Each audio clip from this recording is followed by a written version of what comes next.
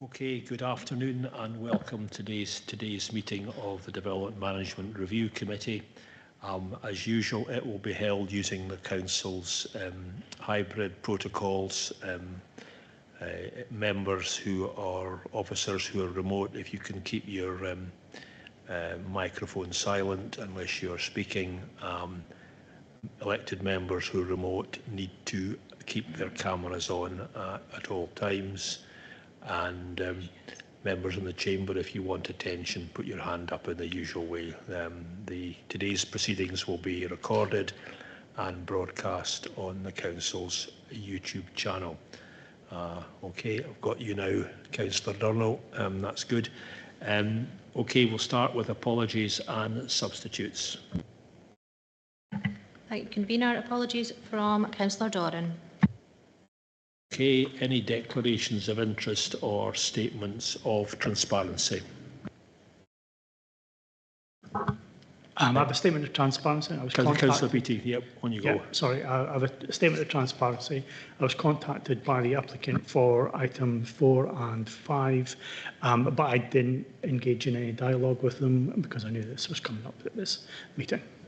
Okay, so thanks for that. And Councillor Durno. Yes, I was emailed about that for the applicant for item 1 on the agenda, but I just emailed straight back and said I can't correspond with you because I'm obviously in the meeting. Okay, thanks for clarification of that. Okay, moving on to item 3, minute of the previous meeting. This relates to the minute of 22nd of October.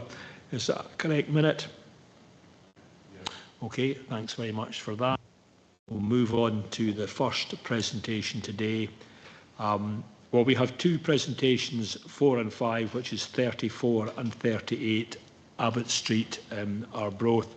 They are also quite similar, so I think we've agreed that Ms Milne will make the two presentations on slides back to back, and then we will discuss each of the applications separately, so if that's the most efficient way of doing things. So if we can ask Ms Milne just to go ahead and make the first presentation and then follow up with the second one, and perhaps if you can highlight any differences between the two, that would be helpful for us. Thank you. Thank you, Convener. I will share the presentation.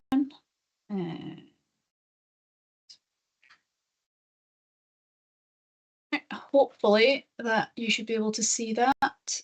I'll put it up full screen.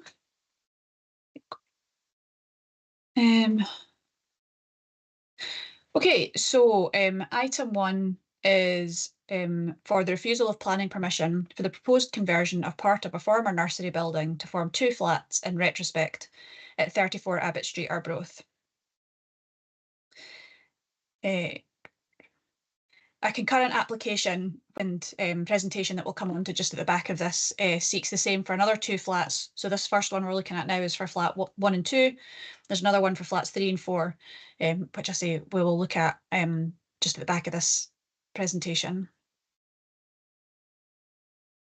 So the location plan here, this specifically, the area outlined in red is for flats 1 and 2. And that's, again, you can see the site plan there, the two flats within the building. So we'll come on to this. The application site comprises of a ground floor area of a larger building that also accommodates the Abbey Theatre. The ground floor of the southwestern part of the building was previously an engineering factory and was granted planning permission for conversion to a children's nursery in 2000. The flats to which the application relates, which have been formed and occupied without planning permission, as I say, the application is in retrospect, occupy part of this ground floor area. The main theatre occupies the part of the building to the northeast of the flats, and the premises also extend into the first floor area above the flats, where there's changing rooms, a workshop, toilets and storage facilities. To the northwest of the site, there's a public car park, and Abbott Street runs to the southeast. A former gasworks sits to the southeast and northeast of the site and is identified as a housing site in the local development plan. It previously had planning permission for 75 houses, and there's been a recent proposal of application notice for further redevelopment, which may be forthcoming. The existing buildings to the south and west of the site are predominantly in residential use. So flat 1, actually if I can go back, flat 1 is the left-hand flat as we look at this, has a floor space of 73 square metres, and flat 2 a floor space of 59 square metres. Each have 2 bedrooms along with an open plan living kitchen area. Each of the properties has an enclosed garden and drying green area. Flat 1 is the garden ground is approximately 115 square metres, and flat 2 is around 45 square metres. And you can just see these to the north, the little indicators of the whirligigs out in the back green. Committee should note that as the Theatres Trust are a statutory consultee and have objected to the proposal, should they be minded to grant planning permission for either or both of these planning applications, the application would need to be notified to Scottish ministers. I can confirm I've had no previous involvement in the application and have no conflict of interest relative to the case, applicant or any interested party. And the case office report, notice of appeal and other information is in the papers in front of members. So I say site plan.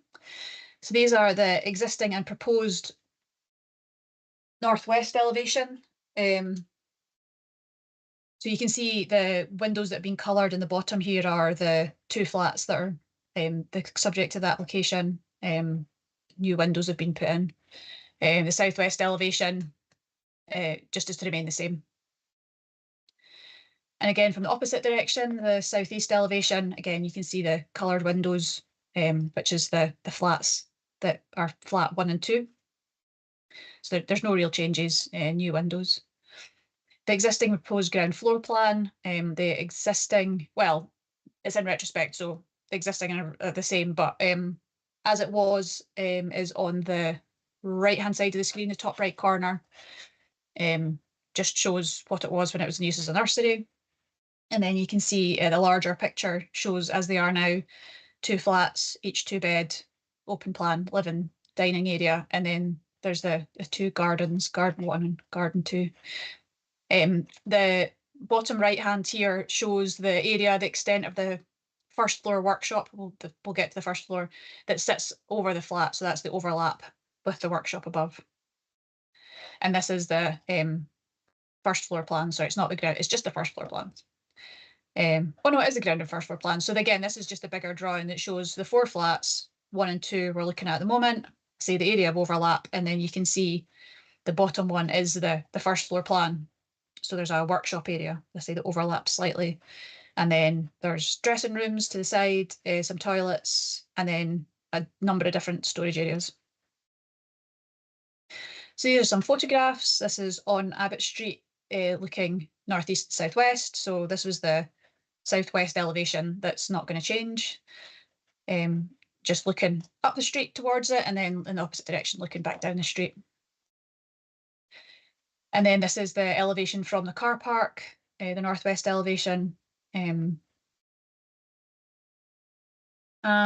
again, the southeast elevation, so the opposite side.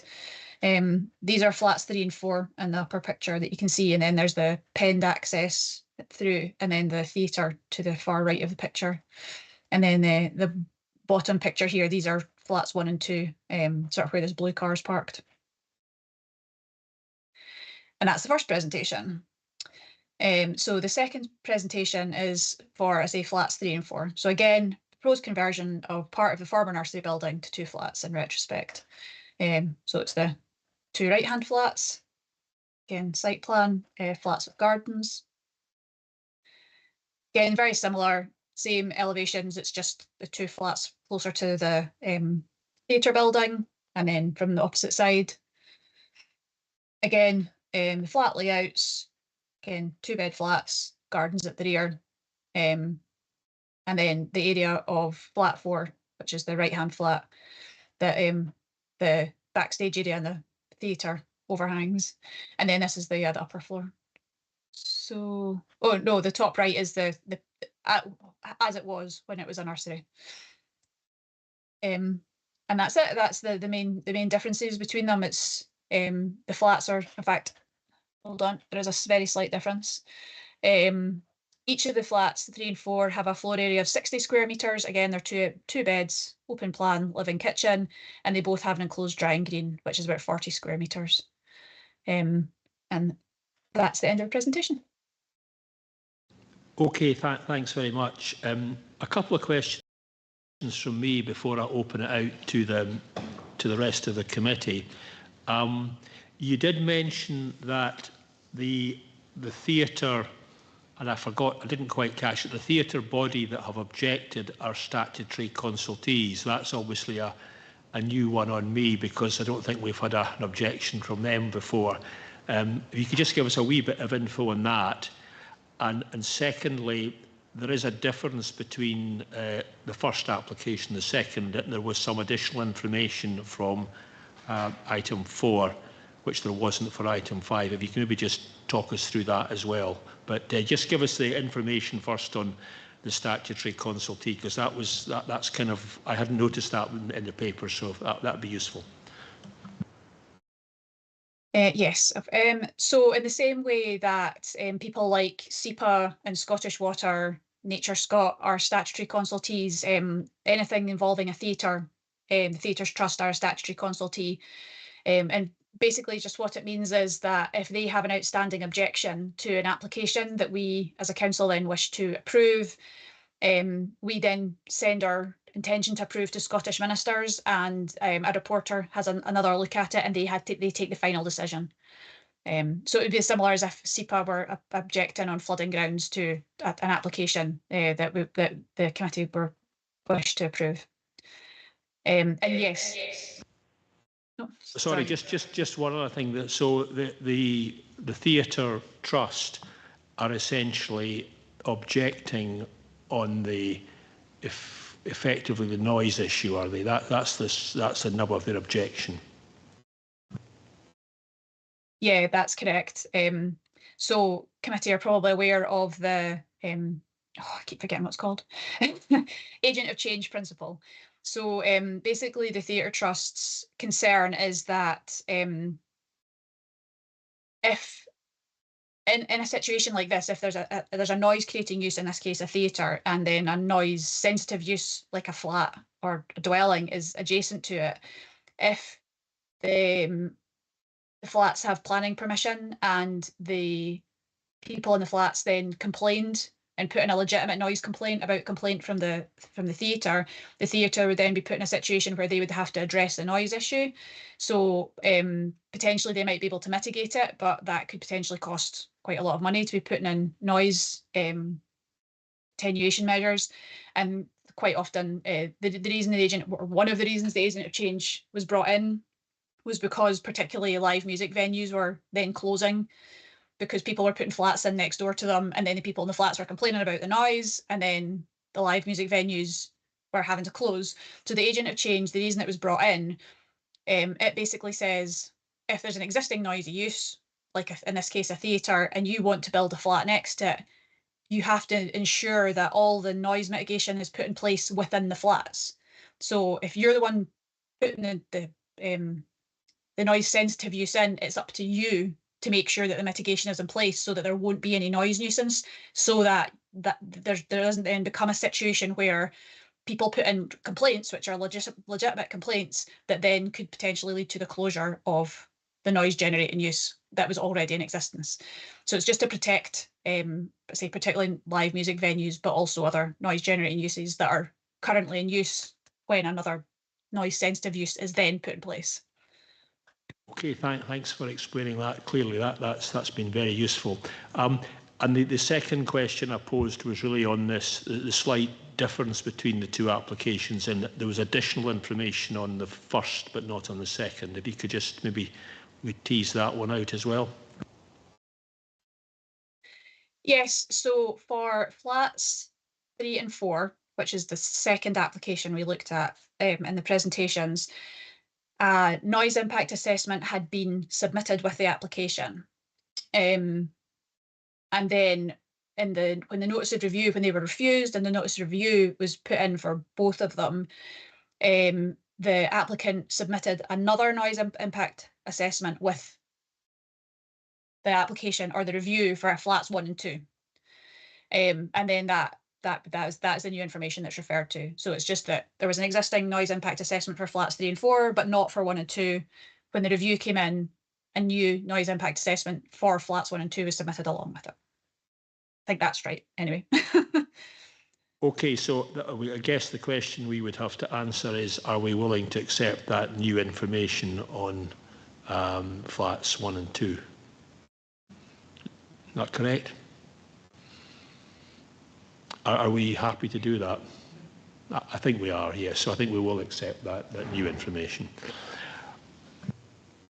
Okay, you've shown us the two presentations, so we'll now focus our attention on item 4, which is flats 1 and 2, and I'll ask elected members if they have any questions for Ms Milne as a planning advisor, or indeed any other officers who are in attendance. And I note that Mr Petrie is on the call, who is the environmental health officer, so there may be, if you have questions about noise, he would be, I think, the point of contact. So just open it up to elected members. Councillor Nicholl. Thank you, Convener. Is the testing been done up to a proper standard? And if it has been, does it now meet the criteria that would allow the properties to be passed as habitable accommodation?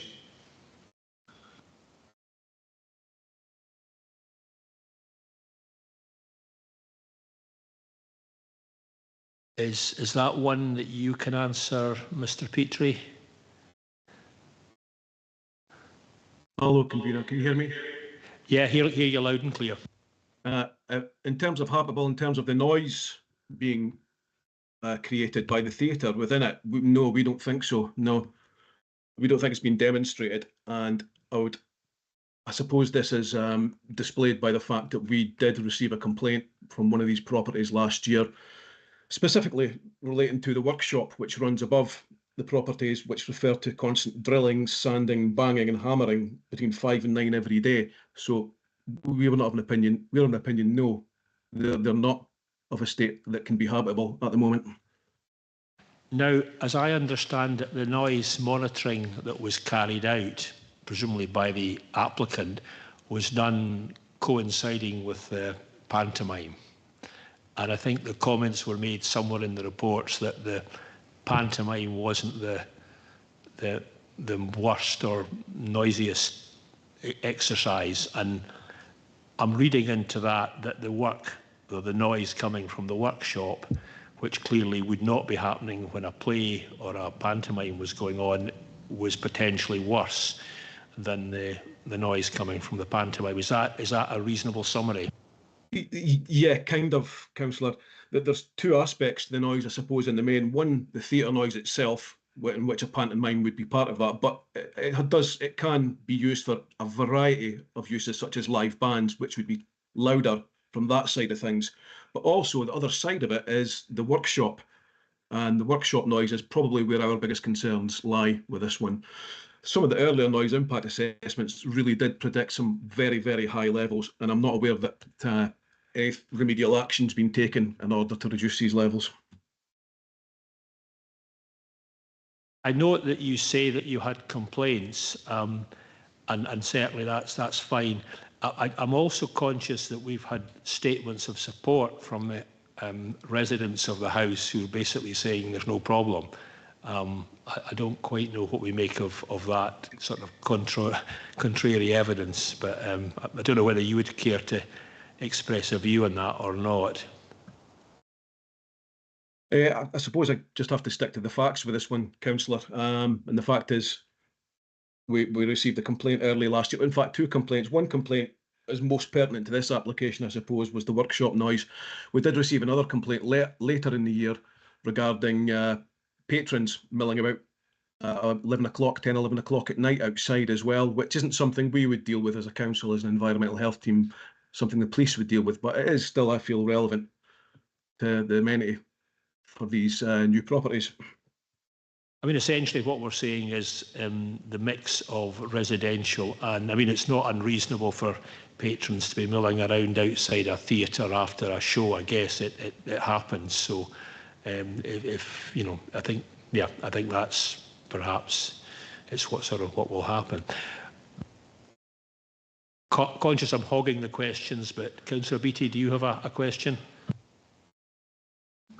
No, it was just to touch on the noise mitigation. Mr. Petrie, you said that you had complaints about noise from underneath the workshop. Did you actually measure the noise underneath the workshop? Thanks for the question, Councillor. No, we didn't actually take the complaints on, Councillor, as Ms Milne alluded to with the principle of the agent of change. We didn't feel legally we could take them on because these houses do not actually have planning permission. They're not legal dwellings, so we passed them back to planning. I thought it was relevant just to make the committee aware that we did receive complaints, though. However, we didn't validate them or investigate them or measure them.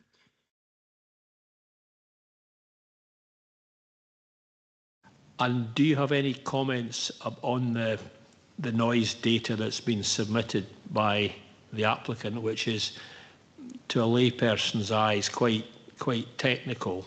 You have any particular comments? Because they're clearly saying the noise is below a threshold. Yeah, but we're still not entirely convinced by the accuracy of this latest noise impact assessment, convener. We think more work needs to be done to show that this can be used in tandem with the theatre and particularly the workshop above.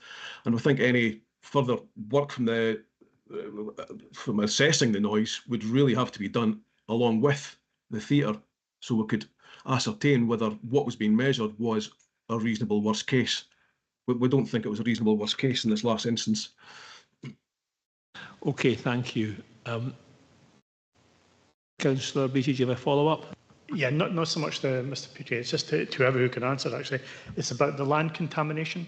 So I noticed that it was used as a day nursery, and that predates the current controls for land contamination. Was there ever any indication of contamination while it was a nursery?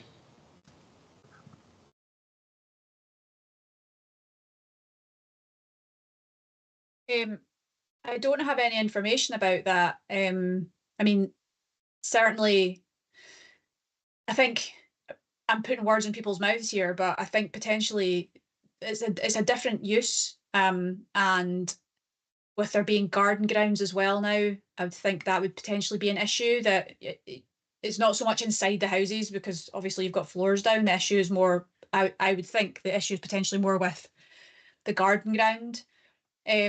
But it's just something that's never been investigated. If this was, if this was an applicant, this has to be treated as if it's not in retrospect and it's a planning application that's come in. And in that situation, we would be looking for a ground contamination survey to be undertaken. And I say it's something that now, if it were being changed from a engineering use to a Class 10 use as a nursery, we probably would be looking for a contamination survey as well. It's just that at the time, as you say, it predates the current guidance, so at the time it wasn't done. Is the contamination issue, is that linked to the engineering shop that used to be there? It wasn't the gasworks that were also in the vicinity, because you would potentially have contamination from a gasworks, I suppose. Well, my understanding is no, it's to do with the engineering use, and potentially there would have been chemicals and things like that would have been stored potentially within it. I don't know if anyone else wants to say anything about it. Mr. Petrie, that's in your area of expertise, I would imagine. I wouldn't call it expertise, councillor, but one of my officers is a contaminated land expert. He did put in a comment, just as Ms Milne said, requesting further details should this be granted planning permission, as it never was. I suppose that's why it's never been done. But in quickly reading his response, he was looking for contamination due to the engineering workshop specifically. Okay, thanks. Any further questions for officers? Okay, I'm not seeing any. Do we feel we have enough information now to determine this case?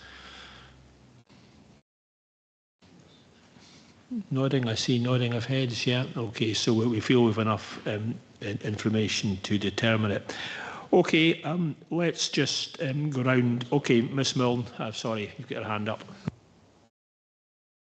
Sorry, convener. It was just to say that if committee are minded to get, or if committee are going to consider the application and they are accepting the new information that's been submitted, as far as I'm aware, the new information, the NIA for flats 1 and 2 that came in with the review hasn't been assessed by environmental health. So I don't know if committee might wish to have that information assessed by environmental health to get their views on it. Do you have a comment there, Mr. Petrie, on this new information?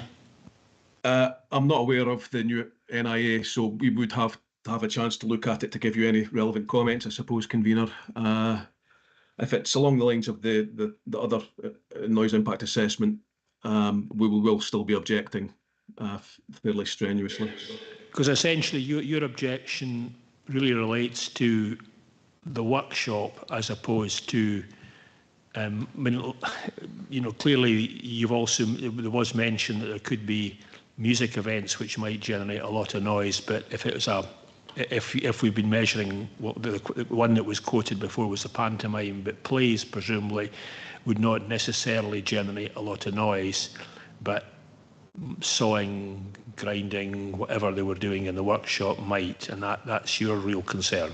That's the main concern.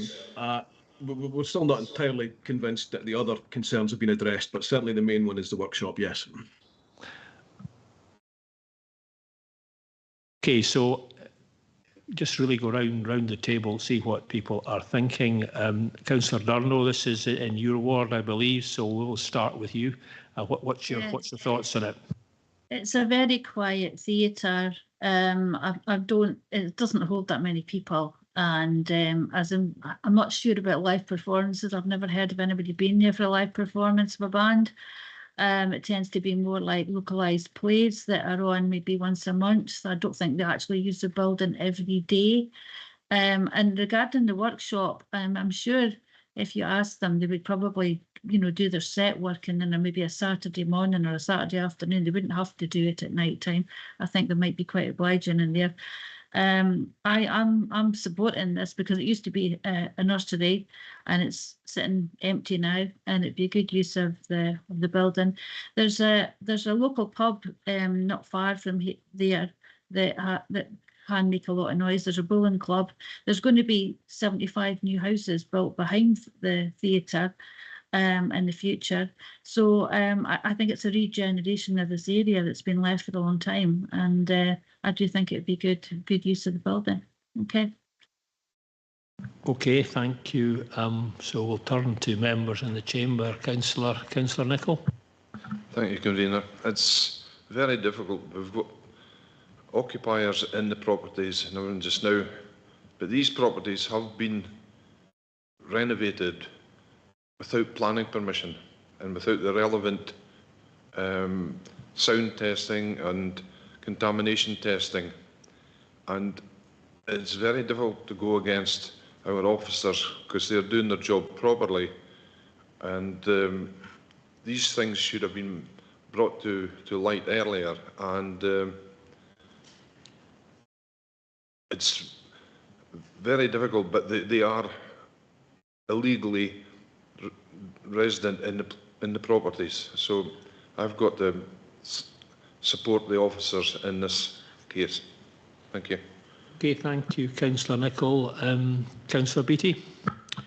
Yeah, I'm really torn on this one because it's clear that there's people already living in there. They've been there for a while. They're settled. They're not having an issue with the noise apart from the one person that's put in the complaint. It's a really good use of the building, but I'm really concerned about the potential for contaminated land and also, for the noise as well. Yeah, I'm afraid I would have to support Councillor Nicholl in this, again with officers for refusal. Okay, Councillor McLaren. Yes, thank you, convener. It is a very difficult one, this, but they have been renovated without planning permission, and that's what our officers are there to do, to make sure things are done properly. So I would be supporting the officers and refuse it. Yeah, thank you, Councillor McLaren. Yes, I'd have to say I agree with Councillor McLaren and others. I think we do have a housing emergency. Councillor Durno has advised us that there's 75 houses going to be built nearby. I think for me, having a theatre sharing a building with housing does not seem a particularly bright idea, to be quite frank. It wouldn't be any better if it had been a theatre, or if it had been an engineering shop and housing. It wouldn't have been a good mix either. It just is. I don't think we should have housing mixing with an entertainment venue like this. And as other elected members have pointed out, this has been done without planning permission, which you know, happens perhaps too often, and that's clearly the problems have come about because someone then made a complaint and the council found out that somebody had converted a building without any permission. So yeah, in my view, we have to reject this appeal on this. So we're discussing item 4, flats 1 and 2. So that is planning application 24/00199/full. We are rejecting the appeal for the reasons outlined in the paper by officers. Okay, we move on now to item 5, which is flats 3 and 4, and obviously ask people what their views on that one are, and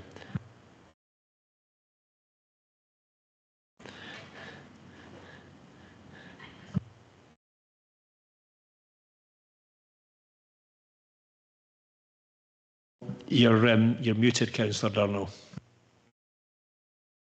Sorry, I didn't hear you commenting there. Well, obviously the same as the last. I mean, there's flats across the road from this property. It's a lovely wee street, and I say it's got the battery chargers in the vicinity. It's ideal town centre living, and I mean, I understand what you're saying about the officers. Maybe this will come back at a later date if you don't approve it today, but I don't have a problem with it. Thank you. Okay, thank you. Councillor Beattie.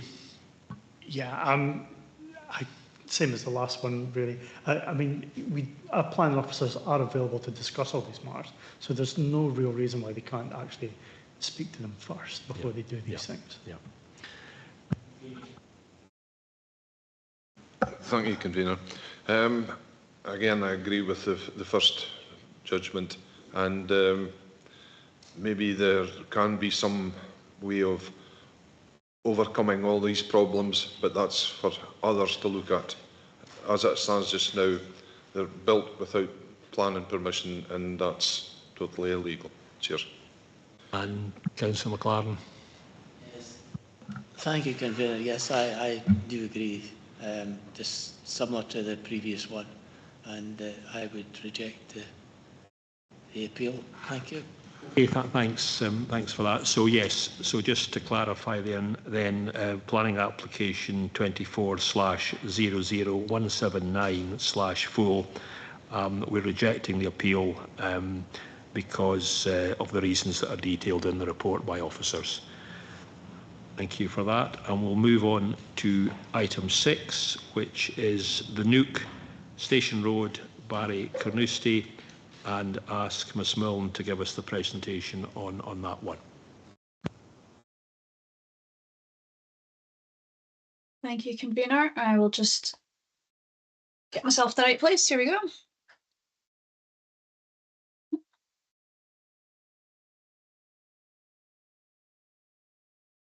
Oh, right, it's not showing the right thing though.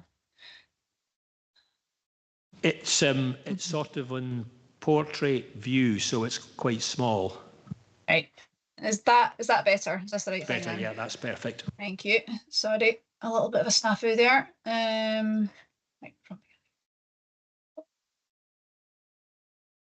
Right, so this is the next item, which is for The refusal of planning permission for the erection of a dwelling house at the Nook Station Road, Barry, Carnoustie. Yeah, can I just stop you there? The slides are showing Abbott Street Arbroath, so that's the slides for the previous one. Sorry. Oh, here we go. That's the right one now. Right, so yes, as I say, at the Nook, Station Road, Barry, for the proposed erection of a dwelling house.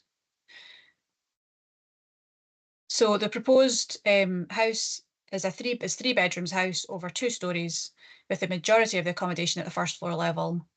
It involves subdivision of the existing garden ground associated with the Nook. So this is, you can see the location plan on the left here, the site outlined in red, and then the site plan on the right. You can see the red line which subdivides the existing semi-detached house, subdivides the garden ground there to create a new plot.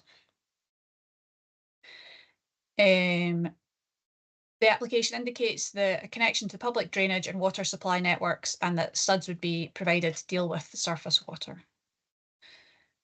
So this is the drawings of the proposed dwelling.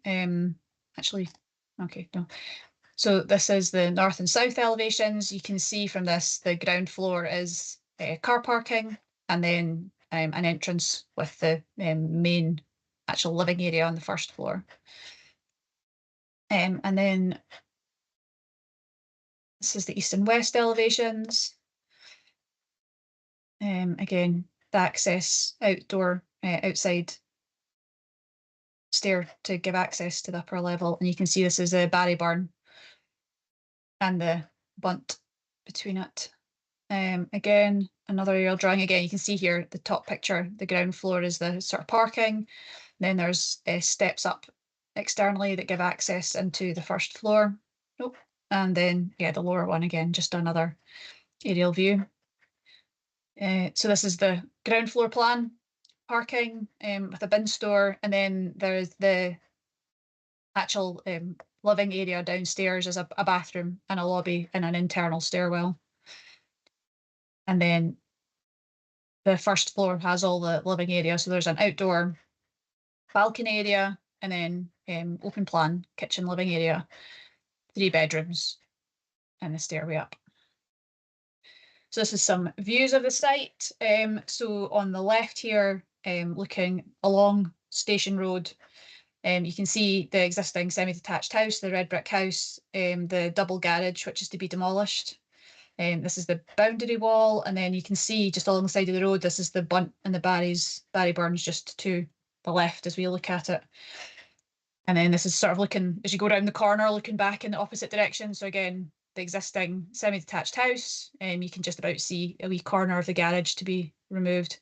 And then, yeah, this is the boundary wall and the access, existing access to be retained. And then again, this is the site. You can see the access in, say, double garage, which is to be demolished. And then you can sort of see the land rising at the back there in the bunt towards the Barry Burn. And again, this just kind of shows much the same thing, boundary wall, and this gives you a better idea of the change in level. You can see how the land rises. It's quite steep towards the Barry Burn. And that is the end of the presentation. Okay, thanks very much, Ms Milne. Any questions for officers on this presentation and this item? Councillor Nicholl. Thank you very much. I'm very well aware of the area and the problems that there is. I think it's commonly known as watery butts. But SEPA have put in extensive objections to this, and is that one of the main reasons for refusal? Thank you. Yeah, Ms Milne, just want to answer that one. SEPA have objected, and actually, again, I should really have said at the start, similar to the previous case, SEPA are a statutory consultee. So again, if committee were minded to approve this, it would need to be notified to Scottish ministers. It's not the only reason for the refusal. A big part of it is to do with flooding and flood risk. Also, it was refused on the grounds that it sort of breaks the building line. There's a strong building line there, which this breaks, and that the proposed building is out of character with what's pre-existing there. And also it is a greenfield development out with a boundary, so it doesn't meet the rural policy criteria in NPF 4 policy 17, which is all about the exceptions are to do with if it's reusing an existing house or providing essential worker housing. So those were the sort of the three reasons for refusal, or the three main reasons for refusal.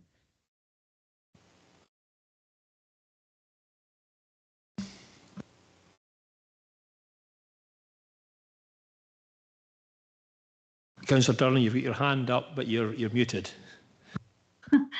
Thanks, Fiona. Do we last know when this area actually flooded? I know that the Carnoustie, where the golf is, flooded. Do we know when this last flooded? Does anybody know that? I don't know. I don't have that information. Okay, thank you.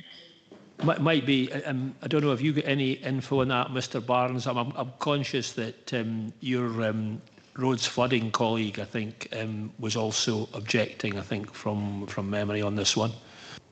Yes, sorry, convener. I don't have any information as to exactly when the last time the area flooded. No, sorry. But just to reinforce, yes, they objected. Okay, so I don't think we know that definitively, Councillor Lurno. I think from what the SEPA objections are on their flood maps, it's shown as an area of risk. I think that's why they're objecting. Any further questions for officers? Comment from Councillor Nicholl. Maybe help Councillor Durno, but I'm well aware that the ground levels there are actually tidal. Any hole you dig, the tide comes in, it fills with water. So it's very susceptible to water. Okay, so do we feel we've got enough information on this one to determine it? Okay. Everybody happy to determine it today with the information we have? Okay, I think we have. We'll just go round the table again for folks' views and maybe start with Councillor Beattie. Thanks, convener. Yeah, I think this one's pretty clear. It's at high risk from flooding from Barry Burn. I don't think we can approve this purely because of that. And we know from information that we've got that SEPA are predicting that flooding in this area and basically across Scotland is going to get a lot worse very soon. So I don't think this would be a good application. Okay, thank you. Councillor McLaren. Yes, thank you, convener. Yes, I do agree with Councillor Beattie. It's contrary to policy 17 and policy 22 to flood risk of the NPF 4. It's also contrary to policy DC2, does not meet the minimum requirement for a new house, and also policy DS3 and PV12 does not fit in with the character and development of the area. But flooding would be my main concern. I would refuse. Thank you. Okay, thank you. Councillor Nicholl.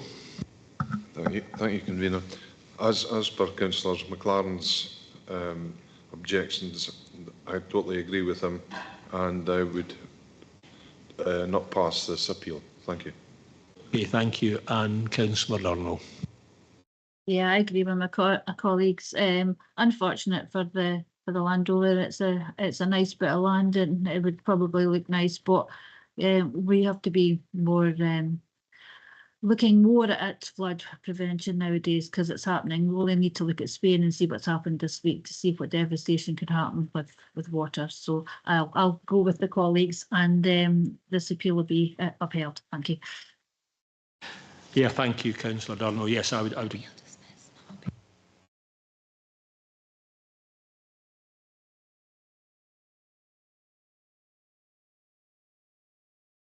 I think you mean appeal rejected, Councillor Durnall. Yeah, thank you. It wasn't until I said it that I thought that's the wrong way round. Thank you. I mean, I would agree entirely with my colleagues here. I think the objection from SEPA really, you know, the other objections or the other reasons for objections, we could quibble about and go and have a look at the site. But frankly, if SEPA are objecting in the current climate, I think we just cannot take the risk there. Because even if the house, the dwelling house is above ground level and they've effectively designed it that way, if we get serious flooding, their cars will be disabled. We're still going to need the emergency services to come and potentially rescue them, and we can't put them. We can't allow additional houses with that risk factor. I think that's clearly what SEPA are saying, and yeah, for me this is frankly an open and shut case if SEPA are objecting, and indeed our own roads colleagues as well. So really just to confirm, item 6, which is planning application 23/00534 full, the appeal is rejected for the reasons that the officers state in the paper. And we'll move on to item 7, the final one today, which is the Farm Cottage, Carmiley, Arbroath, and over to Ms Milne again.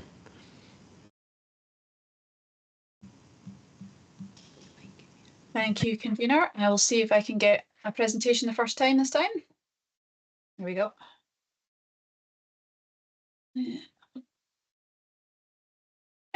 Hopefully that should be the right thing and we're in the right place. I keep saying from the beginning, Liz.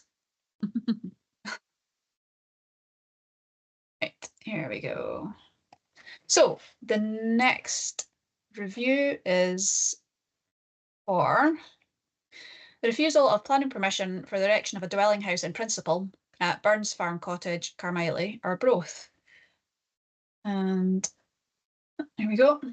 So the location plan shows the proposed plot, the general location of it, the red circle. And then this is the actual site plan. So you can see this is the road that comes up sort of the right-hand side of the picture here. The outlined in blue is the existing cottage area, and then the plot that's under consideration is the area outlined in red to the right of it, towards the road, between the house and the road. And this is some photographs of the site. So this is the access track. You can see in the right-hand side of the picture. And then you can see the grass area toward the corner towards the road is the site, and you can see the house to the left of it. And then again, a bit closer up, just looking across, say the sort of grassed area is generally the site. And then sort of looking back on it. So this is to the right here is the access into the property, and then this is the site. And that's all the photographs I have. So just see if there's anything else. No, I say as it's in as the application is in principle, they didn't have to and have not provided any indicative drawings to show what might go there. It's just the site. Okay, thank you for that, Ms Milne. I mean, there was one point raised by, I think, the applicant or the applicant's agent that on the reasons for refusal, reason 2 was that because the proposal is not considered to be of a scale and nature appropriate to its location. They pointed out it's an outline planning permission, not a detailed one, so we don't know the scale of the development. So I guess his challenge was on that point. Do you have any comment on that? Sure. Yeah, it's just the way like planning decisions are taken. So when something's refused, you have to refuse it for all the relevant reasons. So in this case, I think the officer says in his report of handling that, you know, the specific thing that applies is because it's in principle, but he looks at policy DS1, and because DS1 says that proposals should be in accordance with other relevant policies, and because it's not in accordance with policy TC2, it's not in accordance with all the policies, therefore it's contrary to DS1. And DS1 is the one that talks about scale and nature appropriate. So yeah, it's a bit of a strangely worded, as you say, because it's in principle, we don't have a scale. So, but I say it's just because it's contrary to DS1, that's why that's in it. Okay.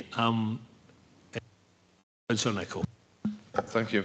This property had planning permission on it in the near past, and it had lapsed. But now they're saying the goalposts have shifted. But should we not honour the original agreement due to COVIDs and whatever reasons they had for not going ahead with the works at the time? Do you want to answer that, Ms Milne? I mean, only to say that the original application for that got outline planning permission was 22 years ago. So at that point, it was a totally different, it was, you know, we were still talking about strategic development plans and local plans rather than local development plans. So, and then they'll intervene in 22 years, you know, the planning policies, planning position has changed quite a lot. And that was what the officer had said, was that, you know, we now have policies that specifically restrict development on garden grounds. So it's just a different policy, a whole completely different policy position now. Okay, thank you. Any other questions from officers? Okay. Okay, I mean, do we feel we've enough information to determine this one or not? Yeah. Councillor Nicholl? Yeah. Councillor McLaren? No. Yeah, okay, we're all nodding. Councillor Durno, if we feel we've enough information. Okay, I'm happy to go ahead then on that basis. Comments from, let's go around the table again, maybe start with Councillor Beattie. Give us your views on this one and we'll go around the table. Okay, thanks, Convener. Yeah, I'm happy to go with the officer's recommendation on this. It doesn't meet the criteria in NPF 17 for rural homes. It doesn't match any of, if any of those for, you know, retirement succession or subdivision of an existing residential dwelling. I can't really see anything there that would make me change my mind about that. Okay, thank you. Councillor Durno, do you want to give us your views? Yeah, I'm going to go with the officers on this one. It just seems really random, and I think it would open a whole can of worms of people just placing properties here, there, and everywhere. Because when you look at the map, that there's not a lot of, there's not a rounding off. It's not rounding off a community. I don't even know if it's on a bus route. There's just so much different things about this that you just couldn't approve it because of that. All the different NPF policies. You know, it's not a brownfield site. I just can't think really of a reason, lawful reason that we should actually let this go through. So I'm with the officers on this decision. Thank you. Okay, thank you. Councillor McLaren. Yes, thank you, Convener. Yes, I'm going to go with my colleagues on this. There's too many policies against this, contrary to too many policies. Therefore, I would agree with the officers on this occasion. Thank you. And Councillor Nicholl. Thank you, Convener. I do sympathise with the applicant. If they'd kept their permission ongoing and reapplied, they would have been building there. But the current day, it doesn't comply with a lot of the regulations, so I have to agree with the officers and refuse this application. Okay, thanks, thanks, Councillor Nicholl. Yes, I'd agree with my colleagues here that this one doesn't comply with policy. Okay, I think we're unanimous on this one. So just for the record, planning application 24/00202/PPPL is the appeal is rejected for the reasons quoted in the paper by officers. And that's the end of the meeting. Thanks very much for your attendance today, and have a good rest of the day, as they say. Thank you. So live feed, please.